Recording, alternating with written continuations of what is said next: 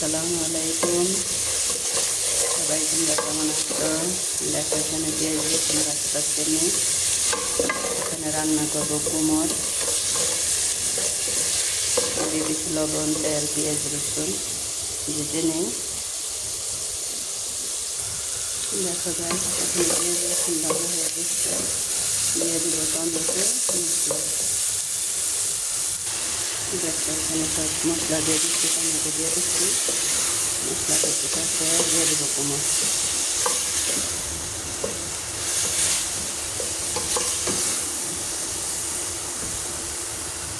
দেখো গাইস, এখানে মশলাটা কষানো হয়ে গেছে।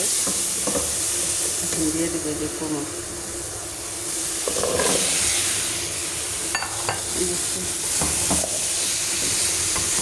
কষায় নিই।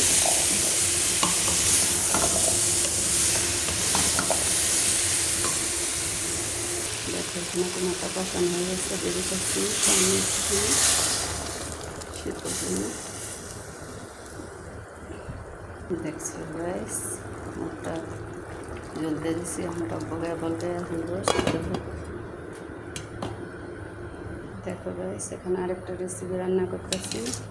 রান্না করবো মুরগির কোরমা। দিয়ে দিচ্ছি পেঁয়াজ রসুন, ক্যাপসিকাম, মরিচ, একটা তেজপাতা, জিরা, লং। এটা ভেজে নিই। দেখো গাইস, পেঁয়াজটা ভাজা হয়ে গেছে। এখানে দিয়ে দেবো মুরগির মাংসটা। ভেজে নিই।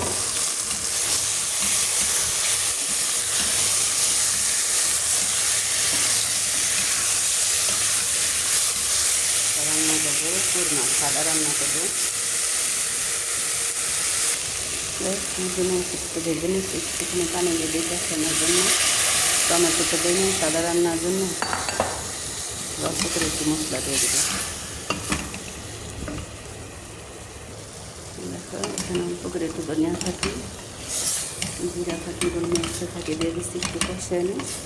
অল্প করে একটু জল দেবো, পরে দুধ দেব। একটু কষায় নিই।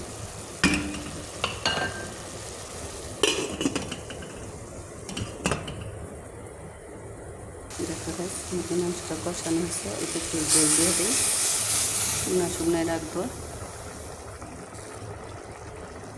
দেখো গাইস, এখানে মুরগির মাংসটা হচ্ছে, দেখছো। আর এখানে হচ্ছে কুমড়োর তরকারিটা, দেখছো। এটা একসাথে দুই চুলা বসায় দিচ্ছি। দিয়ে দিচ্ছি সামান্য পরিমাণ দুধ।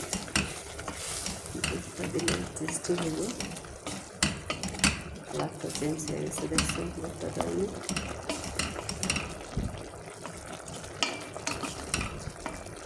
শুকনো শুকনো করে তারপর নামাবো। দেখো গাইস, কুমড়োটা হয়ে গেছে। এখন দিয়ে দিতেছি ধনিয়া পাতা।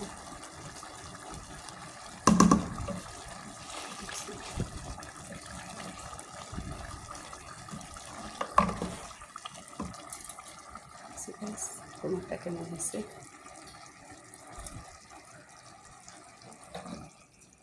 দেখছো। আমাদের মুরগির মাংসটা হয়ে গেছে। জল শুকে গেছে, বেশি একটা জল নেই, দেখছো।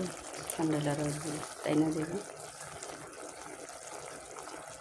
যদি আমার ভিডিওটা ভালো লাগে তোমরা লাইক কমেন্ট করতে ভুলবা না, ঠিক আছে। শেয়ার করবা, ফলো করবা, সাবস্ক্রাইব করবা, ঠিক আছে। Tata, bye bye.